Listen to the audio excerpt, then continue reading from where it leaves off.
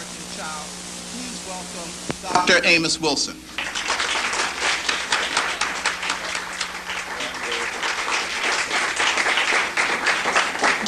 Thank you very much. It is indeed a pleasure to return to the church again. It's been quite a while, and certainly to greet some familiar faces I haven't seen in a while, and of course to be invited to share this evening with you. I'm going to talk a bit about a number of topics. There are so many things that relative to concerns, but I'll sort of focus it around what I see as a challenge to Afrocentric education, the kind of thing that you're attempting here, what kind of challenges we face. I'd like to start off by quoting from an article in the New York Times, Monday, August 31st, which I'm sure many of you, being well informed, read, but I'll just sort of repeat some of the areas. It was entitled, "Black Child's Self-View is Still Low, Study Finds." The repeating of a landmark study shows that feelings of racial inferiority among young black children are as strong now as they were 40 years ago, researchers reported yesterday. But they said black children can be helped to develop greater self-esteem through efforts by teachers, parents, and changes in the way blacks are portrayed in films and television. And it goes on to indicate about 2/3, the new studies involved asking children which doll they prefer, a black one or a white one. About 2/3 of the black children preferred a white doll. Many of you, of course, will recall this is a recapitulation of the famous Kenneth Clark study. And you'll probably recall, either through your reading or in terms of your past experience, that study was very instrumental in influencing the United States Supreme Court to rule against segregation, the famous 1954 decision. And it's interesting now, of course, and I believe that study was done in around 1948 or somewhere in the late 40s, actually. So it's interesting to see this study being replicated some 40 years later with essentially the same results. And I think when we think about it very deeply, it has some very serious implications. Of course, essentially, the results are stated in the headline, "Black Child's Self-View is Still Low." Dr. Kenneth Clark, Professor Emeritus of Psychology at the City University of New York, who along with his wife, Mamie, conducted the original study, called the findings disturbing. I find that a very interesting statement. What the children are telling us, this is Dr. Clark speaking, is that they see their color as the basis of self-rejection, he said. "We try to hide the damage racism does to black children, but the damage is there and will continue as long as racism continues." I find it very interesting that Dr. Clark, whose study formed the basis to a good extent of the Supreme Court ruling, did not bring into question perhaps the ideology that was also a part of that ruling, and the ideology of assimilationism that was also energizing this kind of activity in the court, and has energized the black community for the last 40 years. There is still no effort, from what I can see and hear, on his part to perhaps question the philosophy that thought that black children's self-esteem and black children's love of themselves could be augmented or increased or enhanced by having white people love them. I have always contended that the effort of organizations like the NAACP and others in integrating black children with white children was not principally educational in nature. It was essentially an effort to get over an inferiority complex. I run into too many black parents when, if you would tell them that you know of a black school that was academically more advanced than any white school they could send their children to, will still refuse to send them there. I've known some black families who would send their children to very top-notch black schools in the first grades, and so 2 or 3 or 4 grades, because the schools had a reputation for producing very advanced students. And then after 2 or 3 years or so, take them out of the school and transfer them over to a white school, saying, of course, their children had to learn to get along with everybody. And so what was more important than their continuing to learn in an advanced state was that they learned to relate to white folk, and that they learned somehow to relate to other folk. A great myth, by the way, that is prevalent in the black community. I have yet to see the Japanese busing or plane loading their children to the United States in order for them to learn how to overrun the United States in every aspect of technology and politics and otherwise. I have yet to see the Japanese having to busload or plane load their children to the United States so that their children can outscore American white children on IQ tests and have those IQs grow generation after generation, and that's exactly what has happened. To outthink white children scientifically and technologically, and to outthink them economically and otherwise. I didn't see them exporting their children to American white schools to get that done. Yet we had a group of blacks in this country who felt that 2 + 2 is not 4 in the black community. 2 + 2 is only 4 in the suburbs somewhere. 2 + 2 is 4 in Harlem and anywhere else. The idea that you have to export your child out to learn basic knowledge and information and to enhance itself intellectually is a fallacy. It is a veneer for people who are really trying to solve other problems in their personality. A veneer for people who are really wrestling with their sense of inferiority and self-hatred, who will sell then the idea of trying to get rid of that sense of inferiority, powerlessness, and dependency, sell it in the name of better education, when really the game was trying to be accepted by their former slave masters and the people who currently dominate them. The situation went on. The report went on to say, in the United States, 2/3 of the black children preferred white dolls, a response that researchers interpreted as indicating low racial self-esteem.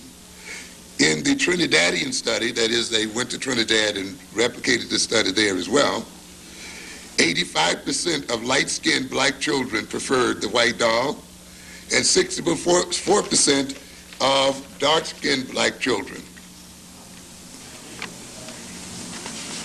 Further, it states, the new studies also assess whether an intervention might improve the child's racial pride. After testing the children, the psychologist spent half an hour with the children trying to alter their attitudes. For example, they praised the children who had chosen black dolls and ignored those who chose white dolls. And the children who chose the black dolls were asked to say their dolls had traits such as being pretty, nice, and smart. When the children were then asked the same question in a second test, 2/3 of the black children and 2/3 of the white children as well expressed a preference for the black doll.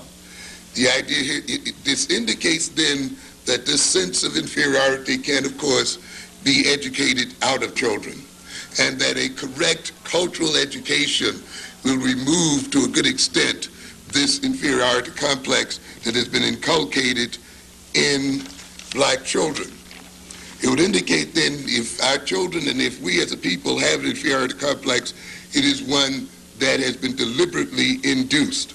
The article further states the study of children in Trinidad found that the black children there showed an even stronger preference for white dogs than was found in the United States.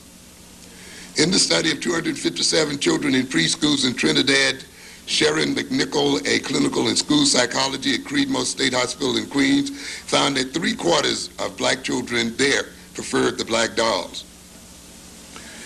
St. Elmo Gopal, Secretary General of the Trinidad and Tobago Teachers Union, said at a news conference at the annual meeting, even in Trinidad, where 85% of the people are black, we have a black government, we have not recovered from 400 years in which blacks knew the white man as boss. A very interesting statement. Of course, it points out in implication the fact that racism is a global phenomenon. And of course, it speaks to the Eurocentric dominance of the globe itself. And I'll be back to the statement in a moment. Here we see then, after 40-some years from the Kenneth Clark study, about 33 years after the 1954 Supreme Court decision, that our children, and I would also state our people, are still suffering from an inferiority complex. At the time that Justice Jackson is running for president and Judge Marshall is sitting on the Supreme Court and Bluford is flying to the moon somewhere in McNair, and now a black woman is preparing to go and explore space. At the time that there's been an election of black mayors and other officers across the country, at the time perhaps when there's been an increased number of black faces on our TV sets and various black achievements, we still find as much black inferiority as it was some 40 years ago. This, I think, has serious implications. I think it makes us question whether segregation itself was really the cause of the feeling of inferiority in black children and in black people, as we thought.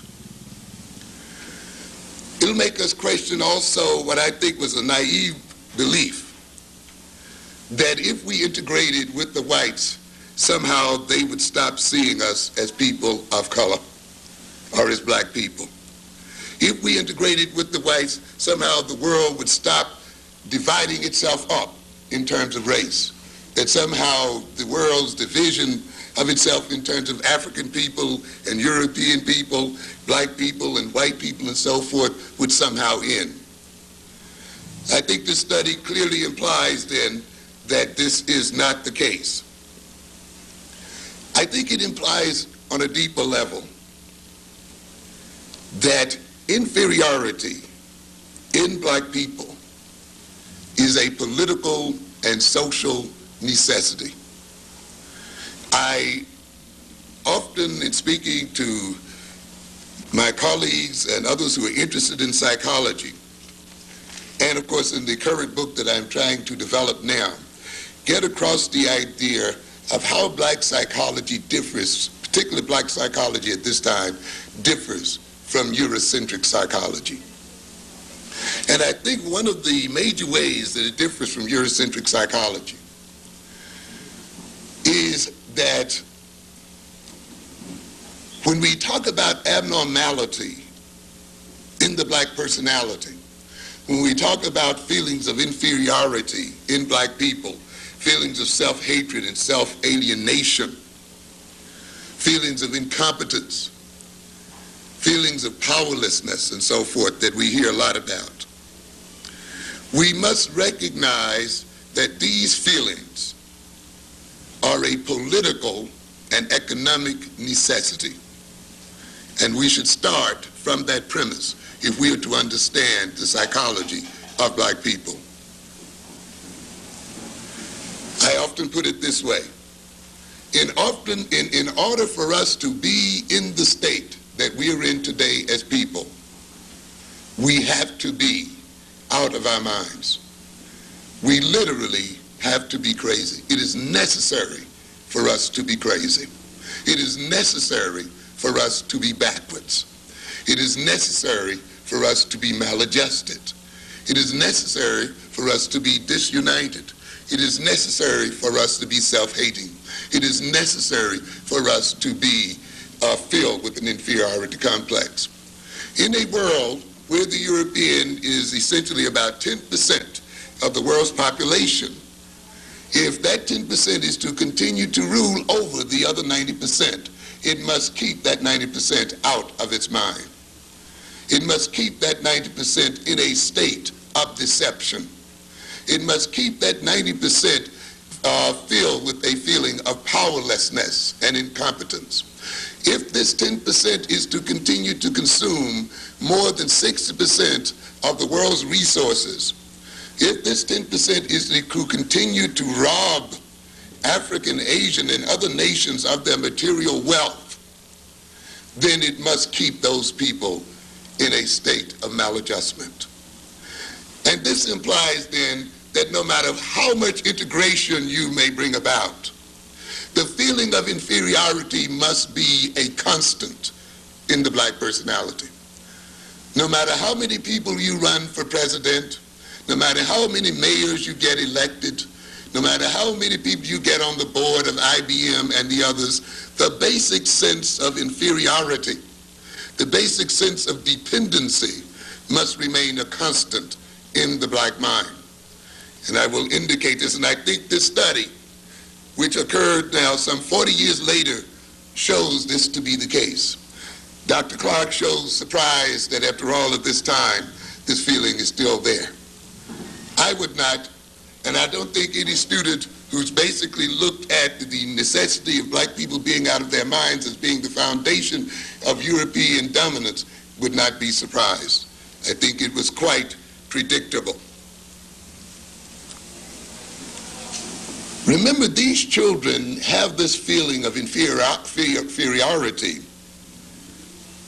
basically from the end of their second years. You can pick up this sense of inferiority as early as 3.5 years old. So it starts very early. And I'm still working through my mind the implications of that finding. We are talking about preschool children, not only children that are in school, but children who are having this feeling prior to school. This would, of course, indicate that, to a degree, that our environment is saturated with racism through TV, through the various media, through the pictures our parents hang on the walls, through the unconscious and conscious state has, can influence the child's behavior and attitude starting in the womb itself. And I often start my developmental classes not with the prenatal period and how egg meets sperm, but with why do you have children in the first place? Because the reasons you have children will influence their development. It will influence them from the time they're in your womb until, of course, the day they die upon this earth. It would indicate then that to a degree and in some way the black community itself has been induced in helping to bring about a feeling of inferiority in its children. To a good extent, it is not so much the actions of racism that destroy us. The discrimination by white folk and Europeans, the kind of hatred that they express toward us as people that destroys us and gives us an inferiority complex. It is to a good degree how we as people react to these actions. Whether we believe the propaganda or not, whether we believe what the European actually has said. We cannot often control the behavior of other people, but we do have a greater control over how we react to that behavior. And to a good extent, the challenge of an Afrocentric education is to educate us in our tendencies to react. To a good extent, it would mean that the actions of racism apparently have induced some of us to accept racist propaganda and to really believe it.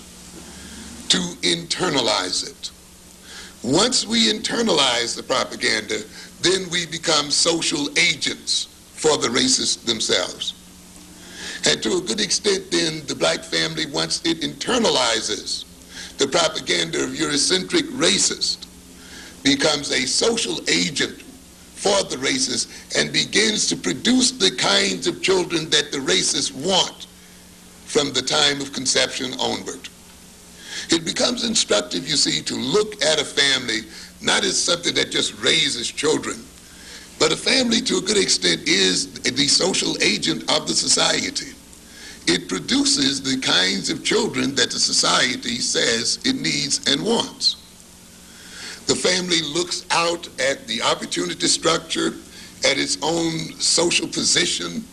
It looks out at what it views as the future for its children, for its group, for its nation, and it inculcates those views into its children and rears its children in terms of those views, sometimes consciously and sometimes unconsciously.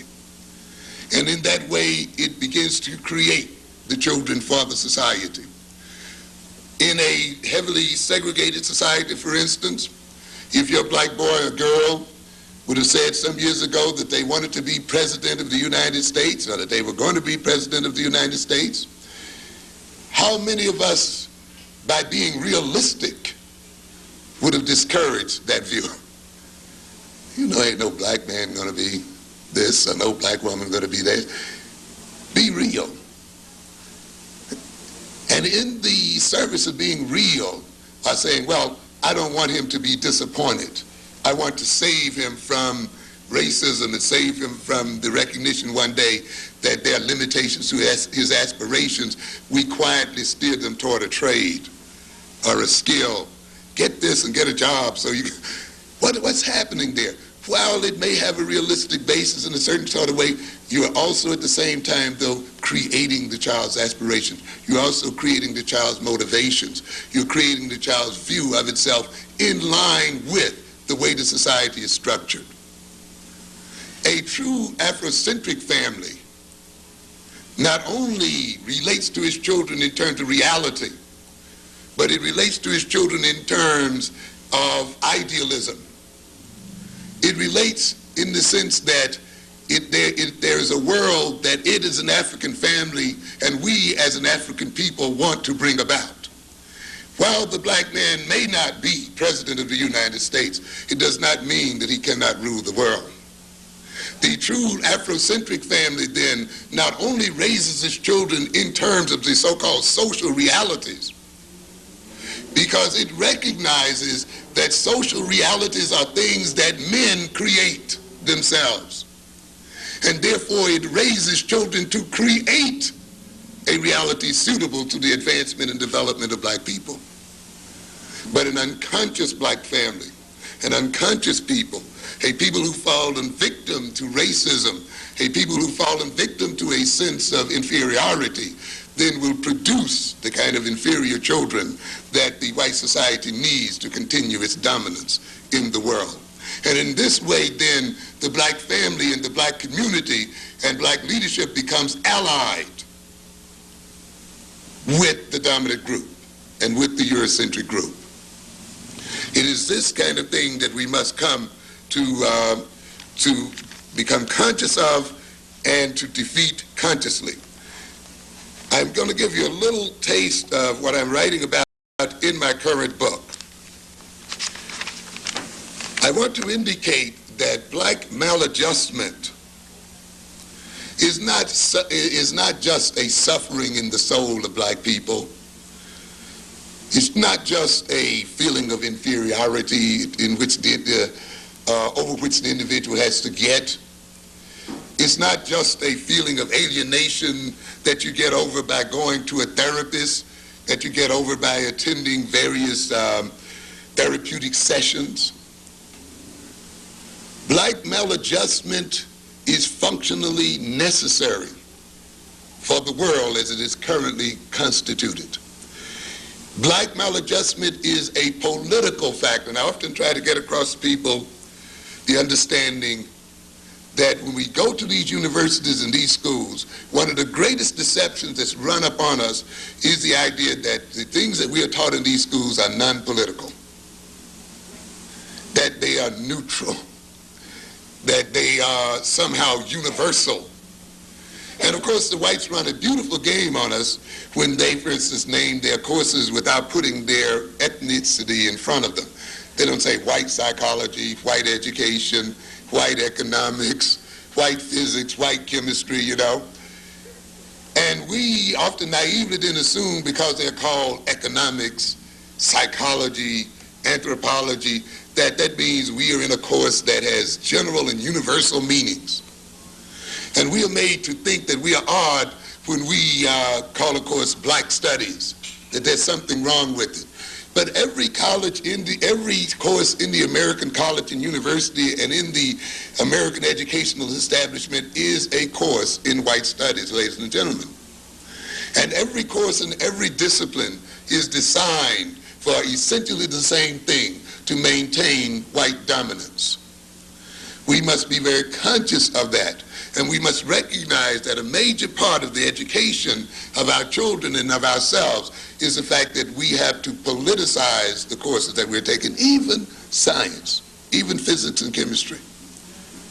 So a lot of people think, well, you know, we're talking about atoms and molecules and this and that, and they have no ethnicity and they have no politics. In a fundamental way, you may be right, but on another level, there's a problem with that.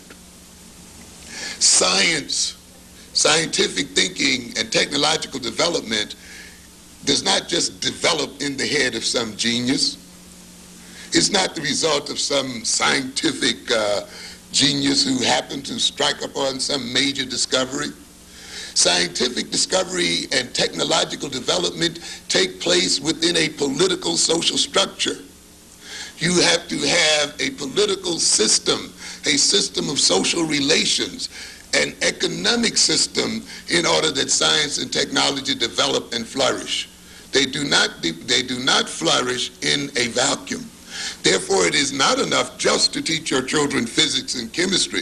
You must teach them the politics of physics and chemistry. You must teach them the economics of physics and chemistry. You must teach them how a system must organize itself politically and socially such that physical and chemical research take place. It is not enough for us to educate African boys and girls in science and technology so that African can catch up with the Europeans. You will never catch up with the European just by knowing science and technology. Because, ladies and gentlemen, you have to finance technological research. You have to pay scientists to do research. People just don't do research for nothing. If you run the latest physics experiment, you would have to produce a cyclotron with a circumference of some 20 or 30 miles around that costs billions of dollars. And if you're then talking about catching up with the European scientifically, then you must catch up with the European and surpass him, what? Economically. If your children are to work for you and give their scientific genius to the advancement of black people, then we as black people must give them an economic, social, and political foundation in which their gifts can be realized and handed over to us as a people. And therefore, merely to teach chemistry and physics as some neutral subject, as some body of knowledge unrelated to everything else going on into the world, is to be miseducated. That is one of the reasons why we have a country filled, as black people, with chemists, with engineers, machinists, and yet we don't seem to be able to export one gun to South Africa. We don't seem to be able to make one bomb. We have generals and sergeants and Green Berets and Rangers and all of the rest, and yet we are unable to train one guerrilla or anything else to fight for their liberation in this world because there's a lack of social organization. It is not enough just to have knowledge. It is not enough just to have money. Money and knowledge must be organized in order to be effective. And knowledge, in order to flourish and be actualized in some concrete advancement for people, must be based ultimately on social relations between those people. So there must be a social structure. And while your children are learning science and mathematics, they must learn to love themselves and to love one another and to cooperate one with the other. Or else they'll have an Afrocentric mind, but they will still have to go down to IBM and Xerox and do their work. And ultimately then, they will still be racked by a sense of inferiority and dependency. So we must keep that in mind. Let me quickly state here then that the sense of inferiority in black people and the other problems we talk about will not be removed by assimilation. They will not be removed by integration. They will not be removed by Jesse Jackson being elected President of the United States. They will not be removed by the election of other black politicians. And that doesn't say that Jesse Jackson shouldn't be elected, and it doesn't say that other politicians should not be elected. I'm saying, though, we cannot look at those things as being the sole basis for removing and solving the kinds of problems that we have. Because maladjustment is not merely a malady of the individual personality.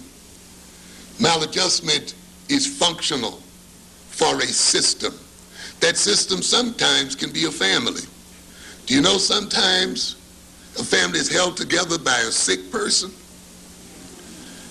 It is a scapegoat, a quote-unquote black sheep around which the family defines itself. Sometimes a husband and wife keep a relationship because one of them is sick. And when one goes to the psychiatrist somewhere and try to get better, decide that they're going to change their life, the relationship breaks up. And often families will subtly pull a member back into alcoholism and other kinds of problems as a way of maintaining itself, even though it may be claiming aloud that it's really concerned with getting the person well. Because often the sickness of one individual works to the advantage of another one. And I will say then, when you see a society producing a lot of illness, the illness must be functional for that society. The sick people must be playing a very valuable role in that system. In other words, people don't drive you crazy for nothing. There's some benefit involved. Let me read this section then. The question that often goes unasked or unanswered from a general theoretical point of view is one that's asked, what familial societal role is played by the maladjusted personality? Why are we sick and why do we have the inferiority complex that we have as people? If the maladjusted personality is created and maintained by a social system, whether that system be dyadic, that is a system where there's a relationship between two people, familial or society, then it is reasonable to assume that such a personality, that is the maladjusted personality, is created and maintained because it is needed, because it is essential to the functioning of that system or some segment of that system. The maladjusted personality is created and maintained in service to another. I've often said, of course, one of the problems we have as people is that we are a created people. We are a creation of the Eurocentric Dr. Frankenstein, and we have been created to serve the purpose of Europeans.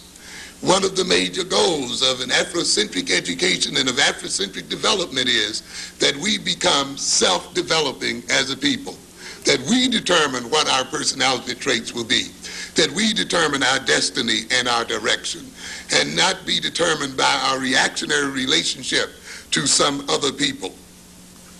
Often a maladjusted personality is created and maintained in service to parental and familial self-image, to societal, economic, political values and goals.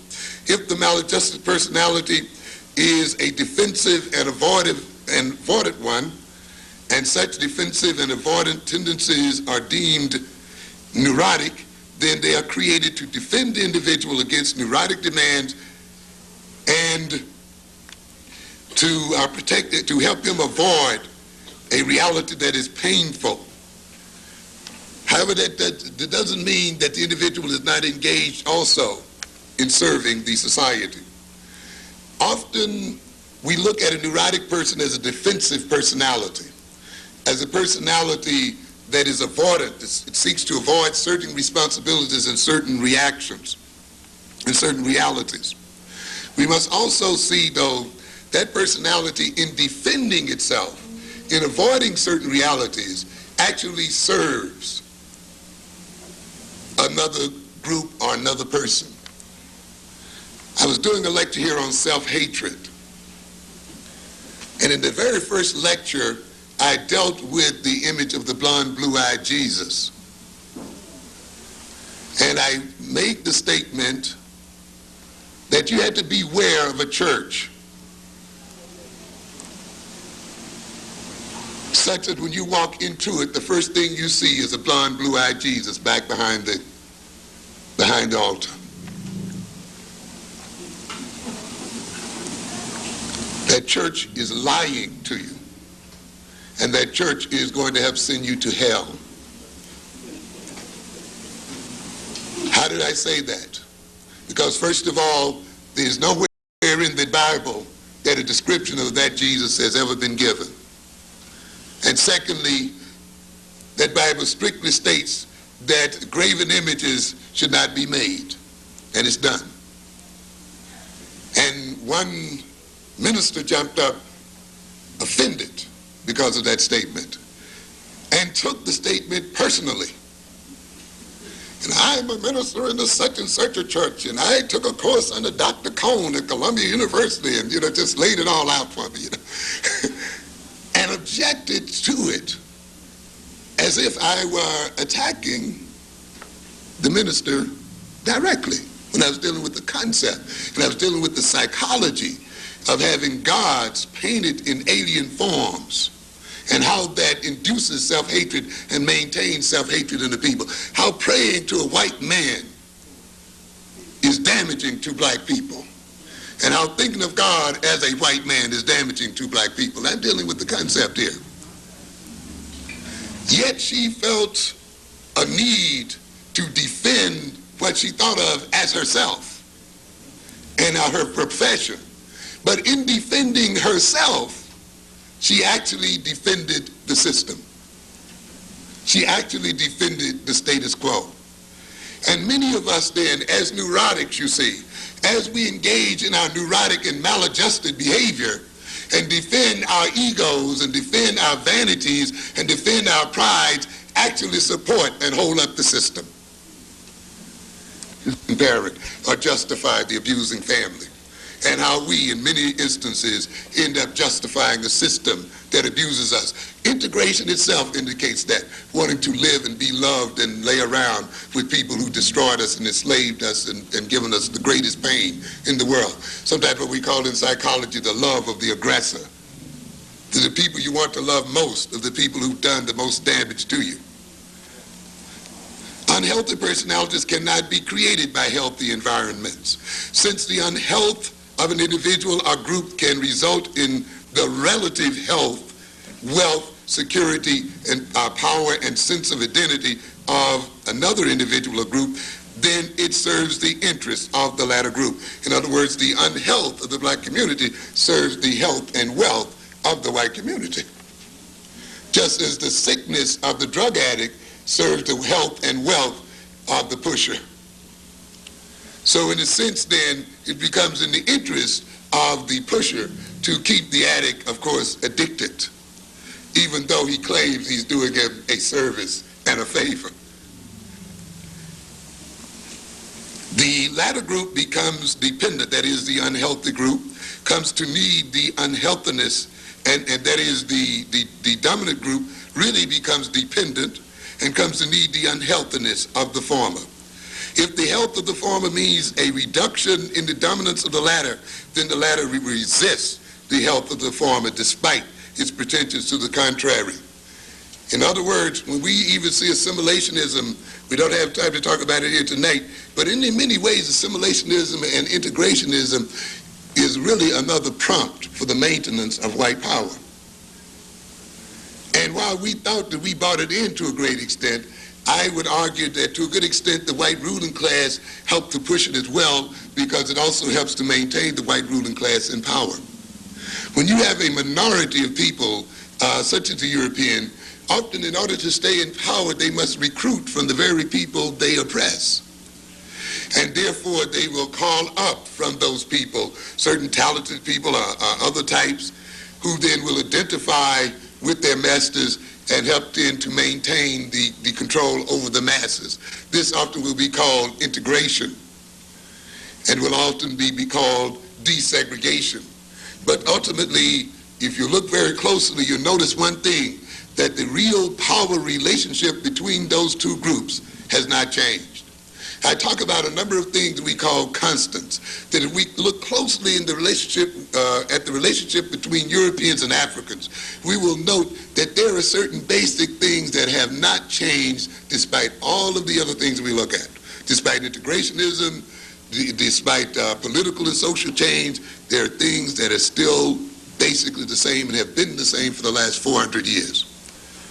The real power of black people, particularly if you talk about military power, has not changed fundamentally since the very time we met the European. You may find African countries now with jet planes and tanks that they've bought from Europeans, by the way, and still have yet to make. And you may think then that the Africans have entered into a modern era in warfare and so forth, but I would dare say that there's not a single African country that could really protect the interests of black people against European power, particularly as that power moves out into space and can rain down on the African continent bombs and laser weapons and other weapons of various types. And African countries having no anti-ballistic system, no Star Wars system, no system to fight war in space, is literally defenseless. And yet they may fly the latest American jets, and in the face of American and European war power, we are still ultimately defenseless. That has not changed fundamentally in 400 years, ladies and gentlemen. The European economic control of this globe fundamentally has not changed either. The European control of information has not changed fundamentally either. The European control of definition, the definition of reality, the definition of what is and is not, has not changed fundamentally either, and that has been the case for a long time. The European tendency to degrade things African has not changed as well. You may now have a degree in computer technology. You may now have a job that pays you $40,000, $50,000, $60,000 a year, but your fundamental relationship to the European has not changed one whit from the fundamental relationship between our African forefathers and his European slave master. For as you work your computers, you still work to the profits of Europeans. And so the fact that we've moved into the executive offices does not mean we've moved into power. Does not mean that the fundamental power relationship between Europeans and Africans have changed one bit. As a matter of fact, the moving of blacks into the executive offices is an effort to maintain that power and to obscure that power behind a form of neocolonialism. I don't think it is an accident that the desegregation movement and the assimilationist movement in America parallel the neo-colonial movement in Africa. As I often tell my classes, you as black students are now being educated to put a black face on white power and to help deceive your people into thinking because you got a job, we have moved forward as a people. Let's then just take a quick look at the functions of maladjustment and why you cannot get blacks, why it is important that blacks never get out of their sickness. You ever wondered why the more social workers you produce, the crazier people get? The more psychologists you produce, the crazier people get. Have you ever wondered about that? I lost a job challenging whites about that. Why you, as a white man, whom these crazy people have permitted to be chairman of the department of predominantly Hispanic and black college. Why do you as a white man continue to try to bring these psychologists in here when you know that this psychology is not doing the black and Hispanic community one whit of good? He could not disagree with that. How do you pretend to judge the qualifications of black people for teaching other black people and Hispanic teachers and Hispanic students when you admit every day in the New York educational system that you don't know how to educate black children? We have a group of people who lament about their inability to educate black children, how black children are so-called uncontrollable and ineducable and all of that, and yet they want to sit on a board and determine who is qualified and not qualified. We have this insult downtown where these white dogs are going to try to determine who should be the chancellor of New York City schools, and yet have admitted that they cannot educate black children. And we'll sit there and let them try to lay the foundations and tell us what the credentials of an educator is supposed to be. How do you qualify to tell us what the credentials of an educator is supposed to do? You have not demonstrated that you are capable of educating black people, but yet there are a lot of us who want to sit back and talk about standards and degrees and all this other nonsense that the people who clearly admitted that they failed have laid upon us. And yet we have a lot of this going on in the system. But this kind of stuff must happen if black people are to continue to be subordinated. How is it functional? The captive African maladjustment justifies European dominance and exploitation. Because we are crazy, because we are criminal, because we are addicts, because we are that, the Europeans have a right to put their police in our community. They have a right to run the welfare agencies that keep us crazy, by the way. They have a right to intrude into our cultural families and personal lives. Why? Because, you see, they are maladjusted. They have learning deficiencies. They have this and that. Therefore, we're coming in to help and treat them in some sort of way. We are bringing in foreign aid. We are calling on the IMF to study and regulate their national economies and so forth. So you will see the so-called sickness and dependency and lagging in development and all of these other kind of things every day are justifications for the Europeans to intrude upon African life and seek to control that life. And when we accept their definitions, we accept their dominance. We ask for their dominance, and we see their dominance as some kind of aid to us. Yet when we look some 40 years later, we are in the same position or in a worse position than before. How do we solve it? Asking more of it. Well, let's get more degrees. Let's see that the teachers get more degrees. Even though the more degrees they get, the worse the education has become. But what's the solution? Send them back to school for some more. The more money that's been pumped into school, what happens? The worse the education has got. What's the solution? Let's put more money into school. Idiotic solutions all over the place. But you see, you cannot expect a neurotic to think normally. That's the essence of being what? Neurotic. If you thought normally, behaved normally, you wouldn't be a neurotic, would you? So being maladjusted justifies European dominance, rationalizes Eurocentric treatment, as I just said, of African people, and thereby reduces their guilt and self-condemnatory feelings for behaving toward the African in ways contrary to their stated political and constitutional, ethical, moral, religious principles. You know, these great Christians and these great people who believe in equality. How do you believe in equality? You know, the greatest problem in this country was, how do you believe in equality of man and yet enslave a group of men? How do you believe in this and mistreat and discriminate? In order to get out of that dilemma, then, you must make those people what?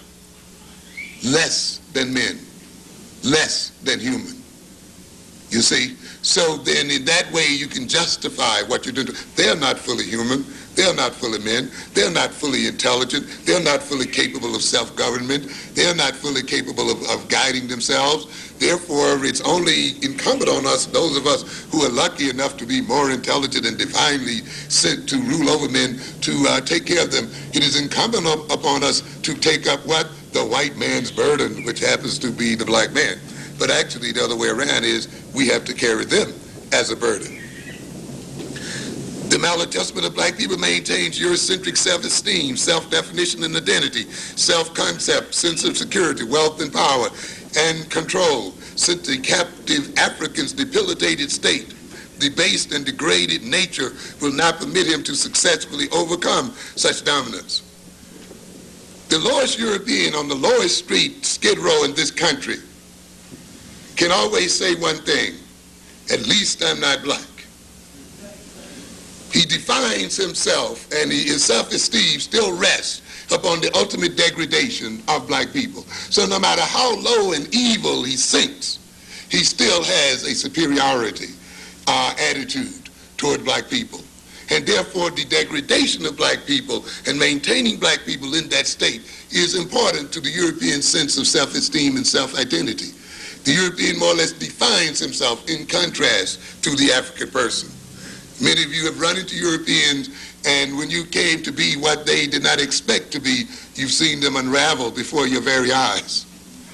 When they could not play their accustomed role of dominance and mastery, you've seen them become unglued and unable to function, to become confused. It means then that our submission and subordination and degradation keeps them together.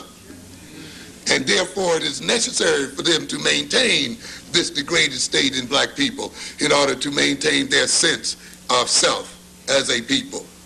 And by maintaining us in this debased state and degraded state, they therefore maintain their security, because as long as we think neurotically and maladjustedly, then we will not be able to think in a way that will ultimately defeat them as a people and ultimately destroy them as a people. And remember, we're talking about people who are a minority in the world, and yet who must protect their interest. Black maladjustment induces the captive African to engage in self-defeating behavior, which relieves the Eurocentric establishment of having to impose direct militaristic oppression and to blame the victim for his own predicament. We get plenty of that, of course. In other words, when you get the black maladjusted to a certain degree, he will treat himself. Well, look, I put libraries in your community, you just don't like to read. We have schools here, you just like to drop out for some reason. The knowledge is available to you, you just don't like it for some reason or other. It's a very slick system because it permits the European to pretend that they are liberal and open and so forth, and yet at the same time maintain themselves. And of course, I often talk about this, the European talks about freedom of speech. But we are only free to speak when our audience does not hear us. We are only free to speak when our audience is not interested. We are only free to speak when the audience really does not listen. Oh, I can sit here and call Reagan all kind of names and talk about white folk. That illustrates what a great system we have here. But how is this possible? To a good extent it's possible because, you see, at first you induce the audience not to be what? Interested, not to care or to be apathetic, and then you just let the person speak as long as they want to. You induce the audience not to be active, and therefore knowing that after the speech is over, no real activity will take place, so you let them talk as much as they want to. So the system of slavery, you see, and Jim Crowism that occurred shortly thereafter structured the black personality in such a way that despite the Marcus Garveys and the Malcolm X's and other people there's been relative little change because the reception often of the audiences was such that they would not threaten the United States after they heard the speech. We are only free in this country to do the wrong thing. Recognize what happened to Farrakhan. Farrakhan has been saying the same thing for 20 years.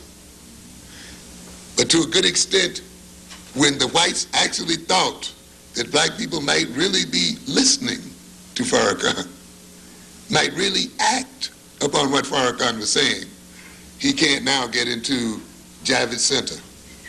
Now he's having a hard time finding a place to speak and a platform to speak to black people. Is this the country of free speech, ladies and gentlemen? You better not believe it. There's no way. We say we are free. What is freedom, we say? Freedom to do what we want to do. But stop a minute and think. What makes you want to do what you want to do? And you might come to realize then that our very wants and our very desires have been what? Induced. So that the things we really want and the things we really desire are those things that maintain the system and are those things that destroy us as a people. But yet we object to anyone speaking about it because we see our indulging in them as some expression of our what? Freedom. Yet in this system, when you so-called let a people free, and yet you must maintain them in subordination, they must then, with their freedom of choice, always choose what? The wrong thing. But you give them a foolish pride into thinking that since they have choice, they are therefore free. A very slick system. It induces the captive African to behave in such a way such that he will economically and otherwise and apparently of his own accord support the European establishment to the detriment of his own without being conscious of his doing so. Why should a black person be made to feel ugly? What is the function of associating blackness and ugliness, blackness and uncleanliness, blackness and unlovableness, of being unlovable? Is it just purely a racist attitude of some evil people? What do you do when you feel ugly or unkempt? But you do something else beside that. You go out and you buy yourself a new, you go out and spend a lot of money. But what's happening here? Who do you spend it with? Who gets the bulk of the money that's spent?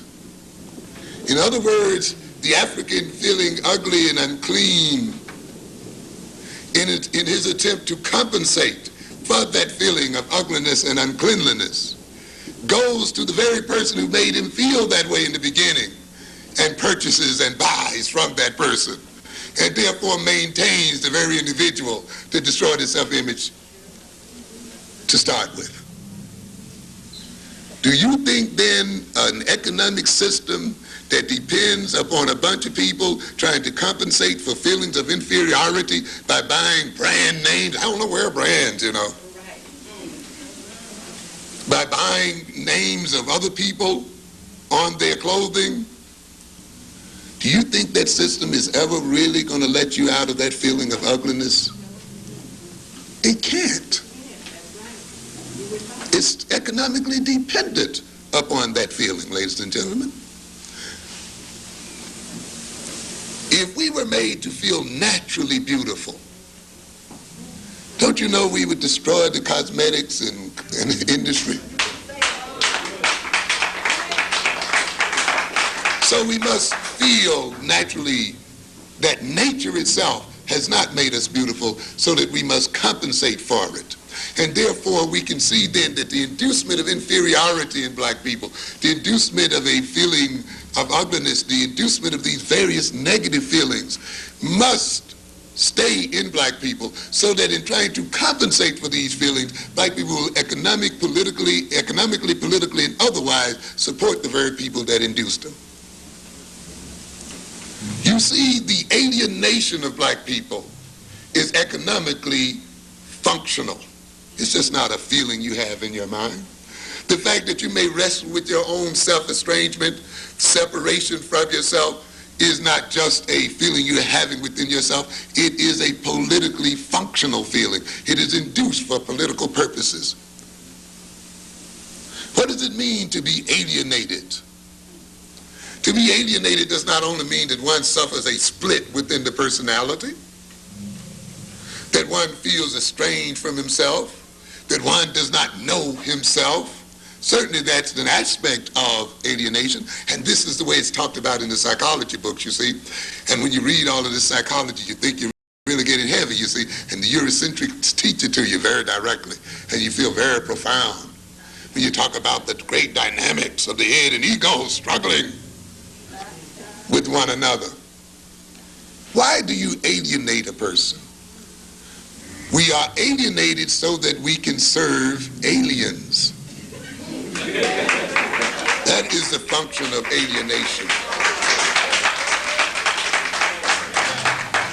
Alienation means to be determined by forces outside oneself, other than oneself, to the enhancement of those aliens. When Marx talks about alienation, then, do not just cue in on the alienation that the worker feels. Recognize that the worker has to be alienated in order to serve the owner of the means of production. That's its ultimate function. You will recognize, then, an alienated people can only spend money with aliens. They can only support aliens. They can sit here and support these Koreans and these Arabs and these Indians and everybody else but a black person. They can support everybody's families but their own. They can give jobs to these people's uncles and aunts and sisters and brothers and children, but they cannot give jobs to their own children. They can feel good when they give all of their money to Bloomingdale's and these other places, but they feel cheated every time they trade with a black person. You have to be alienated for that reason. That's why we alienate. And do you think the white man intends to turn that feeling of alienation loose in your heart? You are dead wrong. No matter how often you go into a boardroom, no matter how high you move up into the white hierarchy, because alienation is functional for white power and functional for white economic, social, and political dominance. And yet I see somebody here expressing surprise after 40 years that black children still have a sense of inferiority because you don't know your black psychology and because you studied them from a Eurocentric psychological point of view. And because you saw your goal as not removing the white man from power, but of sleeping with them in these beds and not questioning the evilness of his system, but of wanting to share in it. We never had a national debate. Who gave the NAACP the permission to go out to court and talk for black people in terms of equality? Equality with whom? We should have debated that. That's a moral issue. Equality with the slave master? Equality with exploiters? Equality with people who every time they stepped on a continent destroyed and degraded the people that they dealt with? Is this what we want, a sharing of the spoils, or is it that we want a whole different world than what these people have bought on this earth today? But we were diverted from asking that fundamental question. We were made to think simply because we were getting paid less than white folk, our problem would be solved merely by getting equal pay. But the problem is much deeper than that, ladies and gentlemen. But that too is a part of the illness, you see. So then the maladjustment is used and is induced in the African to engage in self-destructive behavior so that he may annihilate himself, or that his demise can be permitted or enacted without triggering Eurocentric guilt and without costly resistance. It was induced to permit the European to perceive himself as naturally superior, to protect the European from genetic annihilation. And while I'm on that subject, let me just mention one quick thing here about genetic annihilation. Some of you saw this, I'm sure. U.S. News and World Report. June 22nd, 1987. What does it say here? Are we having enough babies? You know whose question that could be. Of course, this is a piece done by Ben Wattenberg. Some of you might have seen him at various places, and he's doing a very interesting thing now. He wrote a book called The Birth Dearth, indicating, of course, that not enough white people are being produced in the world. And so he starts here, what's happening today has never happened before. It will dramatically change the U.S. and the world in which we live. Over the years, I've heard businessmen, diplomats, government planners, and parents all begging for the same thing. No surprises, please. This book, a speculation about the future based on current trends, is an attempt to deal with that plaint. Forewarned is forearmed. What is happening is this. For about a decade and a half, the peoples of the free, modern, industrial world, that includes the U.S., have not borne enough children to reproduce themselves over an extended period of time. We had a baby boom. Now there is a birth dearth. I believe that the birth dearth will, in the near future, begin to cause turbulence at every level of our economy. I believe, too, that the birth dearth will leave in its wake tens of millions of unhappy adults who will end up with no children at all, or fewer children than they really wanted, or no grandchildren, or fewer grandchildren than they had hoped for. I believe the demographic and immigration patterns inherent in the birth dearth will yield an even smaller proportion of Americans of white European stock. And this will likely cause more ethnic and racial tension and turmoil than otherwise would occur. That's what you see. People concerned with what? Their genes, maintaining their ethnicity, seeing it as an important factor, not trying to obliterate it the way we and our assimilationist people have tried to do, not trying to forget who they are, but trying to hold on to their identity. This is one of the challenges of Afrocentric education, by the way. And one of the things that we have to look at, what would happen if these Europeans begin to disappear from the face of the earth? What will happen if they decide that they are not going to disappear and want to make some other people disappear? How are they going to deal with their low birth rate? What are the political implications about that situation? It has very serious implications for African people. And these people are now getting ready to deal with it. I believe further, he says, that the birth dearth may well turn out to be of great harm to the broadest value we treasure. It will make it difficult to promote and defend liberty in Western nations and the rest of the modernized world. Talking about white folk, certainly couldn't be talking about us in terms of liberty. Primacy and prosperity. And he's talking about here, we live in a community of free and modern nations banded together in a loose but real alliance. These nations like to argue. They argue about strategic defense, about who will buy cars from whom, and about whose wine shall be subject to what countervailing duties. But beneath the bickering, something remarkable has happened during the last four decades. This community of free modern nations has shaped and molded the nature of the entire world, a direct admission of their role in the world, you see. We've shaped and what? Created the world. Now that is being what? Threatened. And what are we going to do about maintaining it? You think that these people are going to let you free? You've got another thought coming. Economically, technologically, culturally, geopolitically, and in many ways militarily as well.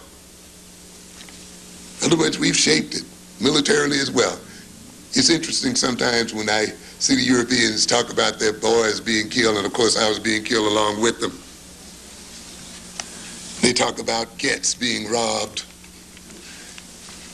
and others being robbed. But remember one thing, if you're being held up out there in the streets by knife or gun, it's a gun you sold to them. And if black boys and white boys are being killed in Southeast Asia, 9 times out of 10 they are killed by weapons sold to the very people that are killing them. Ye that what lives by the sword shall what? Die by it. You think you can go around the world selling billions and millions of dollars of jet planes and weapons and not yourself ultimately be victimized by the very things you sell? These sellers of death will ultimately be the main victims of their own tools of death. 1950, when this Western moment was in its early days, the population of the free modern world comprised about 22% of the global population. That's amazing even at that, isn't it? That 22% of the population could have control over another, 88%. Today we are 15%. By the year 2030, we will be 9%. A reasonable extrapolation to the end of the next century brings the Western proportion down to about 5%. But we still want to be in control.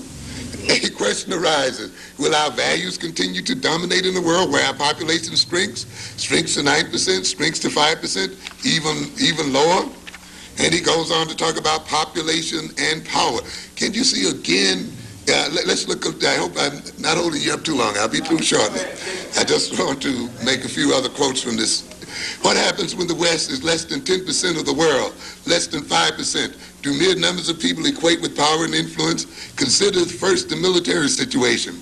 There are populous nations that are not big powers, China and India, but only populous nations can become big powers. The United States and the Soviet Union. The advantage of a large labor force and economies of scale are of vast importance. Brute economic production is one critical aspect of national strength and security. Larger populations can build more easily the infrastructure that supports national defense. And attaining technological leadership requires a large critical mass of scientists. Can we begin to see now why you cannot produce a large number of black engineers and technological people? Why the African world must remain ununited and disunited? Because these people recognize quite clearly that the uniting of African people, the social organization of African people, the social and economic networking of African people spells the end of European power and dominance. It's stated right here that, do you ever think, and I know it must amaze you at times, of the influence that Jewish people have in the world. I read with great dismay here about 2 weeks ago the demands that they were laying on the Pope, and how they had the Pope going. It's an interesting situation. And yet you think about it, there are only about, 15 million of them in the world? Maybe even less. And yet, there's a major Jewish political organization in Washington that literally vetoes everything that the United States government does. That the United States budget itself is submitted to this organization. That this organization literally determines who and what nations and what groups will get what from this United States, even though this group is less than 3% of the United States population, ladies and gentlemen. It's an amazing situation there. Here are a people, population-wise, are smaller than a gnat. When you compare them with something like, 400 million or more African people, or more than 500 million Indian people, more than about 1 billion Chinese, and you can name one major population after another, and yet these billions somehow are unable to control their circumstances, and a tiny little group is able to literally manipulate this country and influence what goes on in the world. Reminds me of something some of you read today in today's New York Times. You heard about Mr. Le Pen over there in France, running for office, very famous because he wants to run the Africans and the Asians out of France. Wasn't doing too bad either. Jean-Marie Le Pen, France's leading far-right politician and candidate for the French presidency, has caused an uproar with the statement that the Nazi gas chambers were a minor point of history. No problem until he mentioned that. Several political figures said that they would even vote to lift Mr. Le Pen's parliamentary immunity so that a defamation lawsuit could be brought against him. Political analysts and politicians said this was the first major slip, note that is first major slip now, by Mr. Le Pen, whose political campaign focuses on reducing the number of Africans, African Asians, and Arab immigrants to keep France French. So that wasn't his first major slip. It was only when he related to the Jews that he really made it, and that really cooked his goose. As long as he inveighed against Africans and others, as long as he talked about keeping them out and denying them, No problem. As a matter of fact, he was ascending in French politics. As long as he wanted to keep French, all of France, French, and all of that, no problem. No major issue. I mean, no major slip. But as soon as he said, this business about the gas chambers and how Jews were executed might be a minor point in history, he was in serious trouble. This is the first major mistake Mr. Le Pen has committed, because these ideas that everyone thought, these are the ideas that everyone thought were dead. Political analysts also said Mr. Le Pen's remarks would probably make it harder for Mr. Chirac's coalition to agree to cooperate with Mr. Le Pen to help defeat the Socialist Party in next year's election. In other words, you see, you can help determine the shape of our government as long as you stay off the large majorities in the world. And just stay off of the what? The minority, the true minority in the world. As long as you can defame black people and African people, you can help determine the shape of the European government, of the French government. But as soon as you then talk about a very small minority in the world, you have made a major misstep, and you will pay for a very interesting kind of situation there. However, despite all of this, they ultimately recognize that if large populations were truly to unite and were truly to develop a national consciousness, were truly to approach the world in terms of cultural and nationalistic interests, they recognize ultimately then the power would have to shift. And of course we know then that is one of the major reasons why the European must minoritize large groups of people and must make people who are ethnically the same think of themselves as being ethnically different.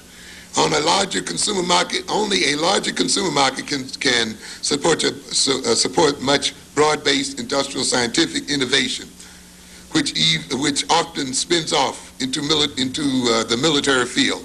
And he goes on and talks about, later on he talks about, and culture counts. Values count.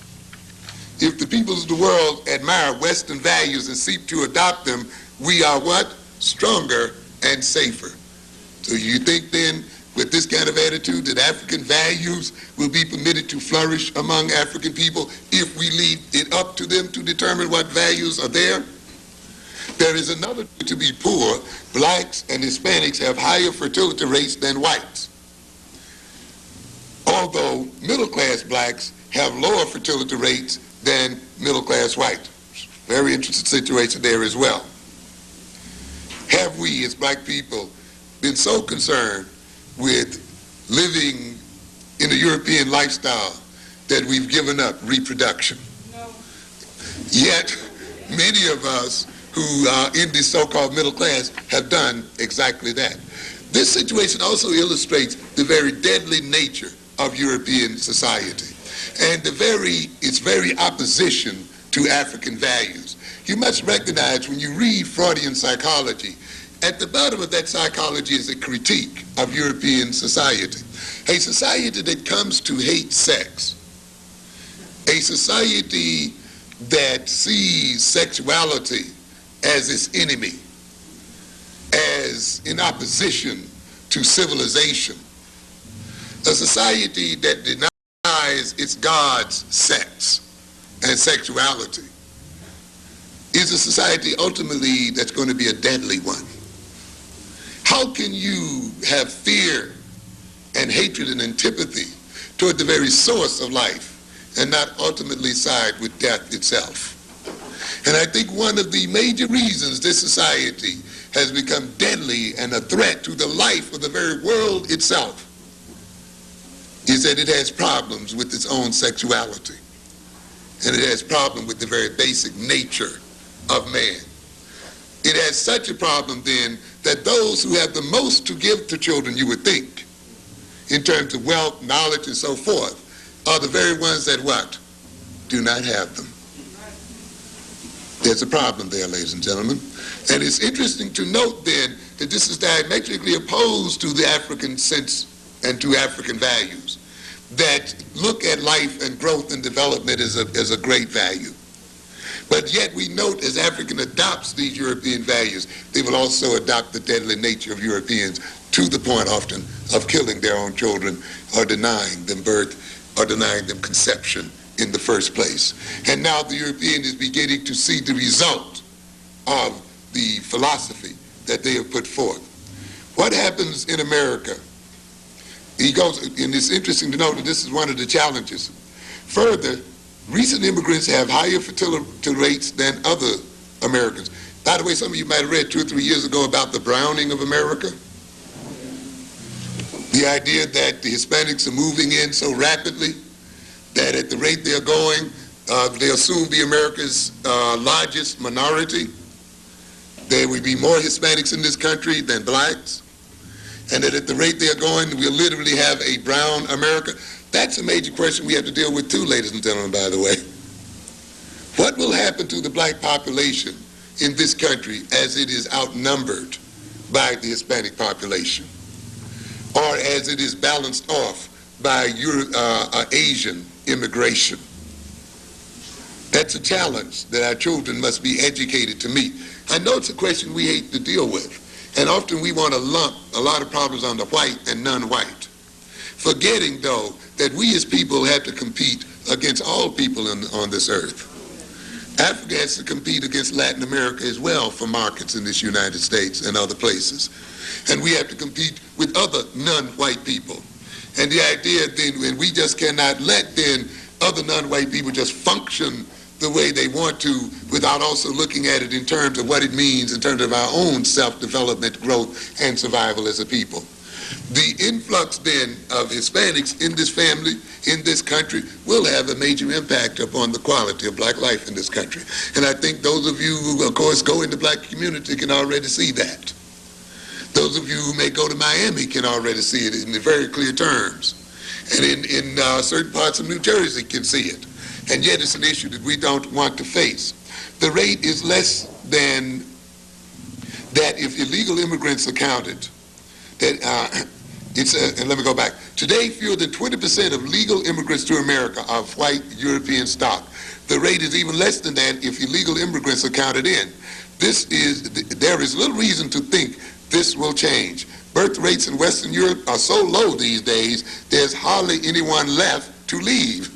In other words, there are hardly any whites to come over anymore.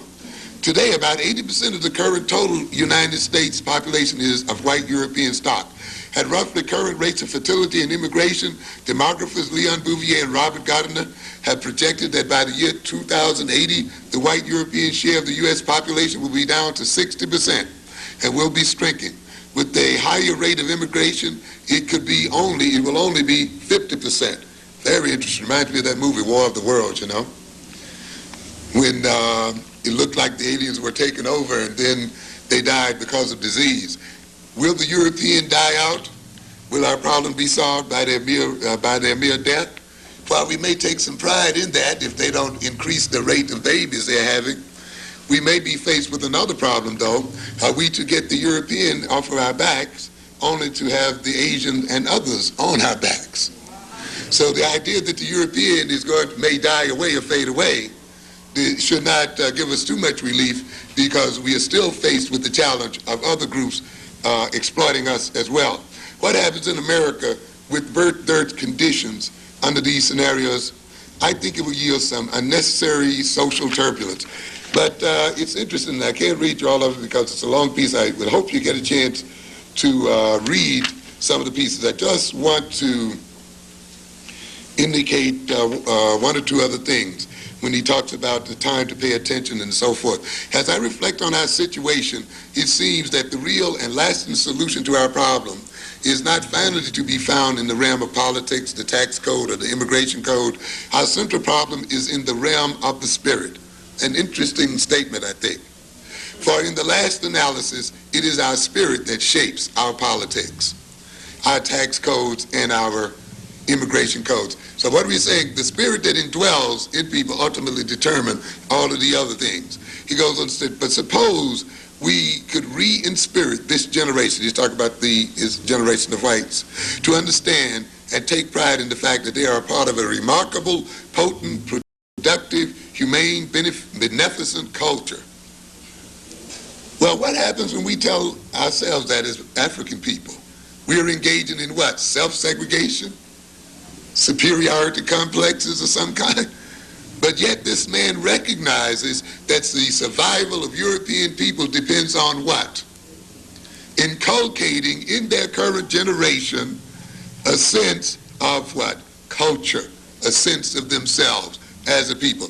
Not getting rid of their culture, not getting rid of their identity, not trying to emerge with another people, but building up a greater sense of identity, relating to each other socially, economically, politically, and sexually to maintain their dominance in the world. For in the last analysis, it is our spirit that shapes our politics, as he goes on to say. So suppose our young people came to know in the marrow of the bones that the West is, as Lincoln said, the last best hope of mankind. These deadly people, these people who threaten every bit of life on earth, these enslavers, these exploiters, still dare to see themselves as what? The last best hope of mankind. Very interesting statement. It shows, though, that whites must not only indulge in the deception of African people, but they must indulge what? In their own self-deception. The last hope of mankind, the last best hope of mankind. Suppose it was explained that only they can preserve it. They, who threaten to destroy it, can preserve it, and that there is something real to fear if they don't. If such a spiritual rekindling actually takes place among our young people, it might rejuvenate, even save, a civilization that has been a long time in building, one of the shortest lived civilizations that ever existed on this earth. And yet, in that shortest period of time, has done more to destroy man than any other civilization that has ever existed. You talk about an Egyptian civilization that lasts thousands of years. And yet this civilization within a space of 200 or 300 years has killed and destroyed and raped and robbed more than all of the previous civilizations put together. And yet it dares to see itself as the last great hope of mankind. After all, it's not such a big deal. All it involves is having another baby. Is that right? I must wrap it up here. I like the concept of spirit. One of the things I talk about in my current book is the concept of spirit possession. And I'm bringing back some concepts. You know, when you get into Afrocentric psychology, you begin to see where some concepts that have been put down, and I'll be to in a minute, by Europeans, are very functional in African psychology. One of the things that they like to talk about, of course, is this idea of spirit possession. And we think as a modern civilization that we've gotten over that belief in spirit possession, that people can actually be possessed by devils.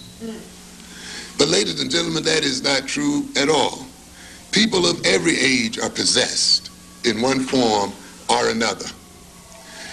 What spirit possesses you depends upon the ideas that are accepted at the time. When the devil as a real entity was accepted by the culture and by the bulk of the population, the devil actually possessed people. You could actually talk to the devil and people. You could call them out, you know. And some of you saw the movie The Exorcist, and the devil is talking and carrying on. This actually occurs. And it's an interesting phenomena in human life. How do you feel Jesus? How do you feel any God? To a good extent, you have to have an idea of that God, don't you? Somebody has to kind of tell you about it, don't they? You kind of have to know about it a bit. Once you get an idea in your mind, once somebody describes Damballa to you or describes this one to you, what can happen? The description can actually manifest itself in your body. You actually experience it as a physical presence. You know, during certain rituals, you can tell what spirit possesses an individual by the very physiognomy of their face and body, by the very way they behave, by the very way they dance, the way they talk. Each spirit has an identity such that when it possesses the individual, that identity expresses itself through the body and the behavior of that individual. So then, what are we saying here then? When you give a person a complex of ideas, and they accept that complex of ideas, that complex of ideas can express itself concretely in the body and the behavior of that individual and affect the way that individual relates to another people. And it's interesting then, when the devil possesses a person, the devil exploits that person's body, uses that person's body, abuses that person's body, relates to other people in a devilish sort of way. Now then, we've gotten over the devil, but the devil has not really disappeared. Now we believe in unconscious forces. But if you study them very deeply, you recognize what has really happened is the devil has gone underground. And the devil has become what? Unconscious. So now you got the devil and you don't what? Know it. In fact, you've become identified with the devil and see the devil as one and the same as yourself. In the old days, we had an advantage, you see. You could see the devil as being what? Separate from the self. But now, since Freud came along and said there's no more devil, there's unconscious forces, now we cannot tell the difference between what is us and what is of the devil.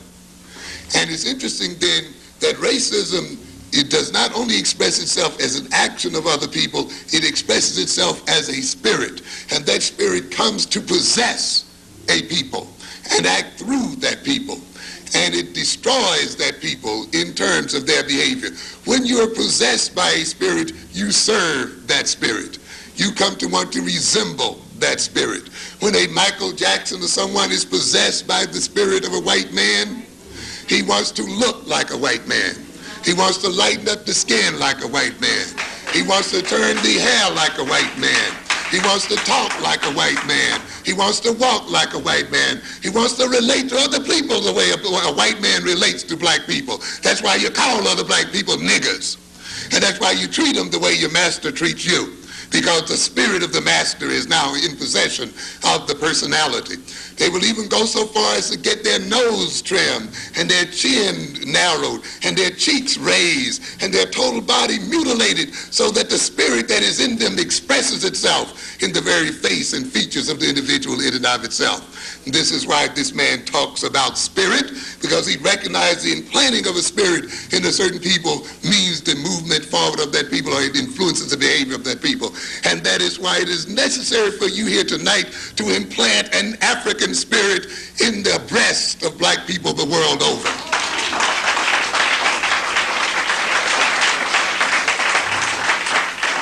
And once we are filled with that spirit, there is no room to be possessed by another spirit. And it means then that we advance the interests of our civilization. The European spirit can only possess an empty African personality. Nature abhors a vacuum. And as the African personality is swept out of us and sucked out of us, the European spirit is sucked in. And we serve then the spirit of the European. So that the ultimate challenge of Afrocentric education is to instill the spirit of African people. And once that spirit is instilled, we will arise triumphant and bring forth a whole new world order and a new way of being.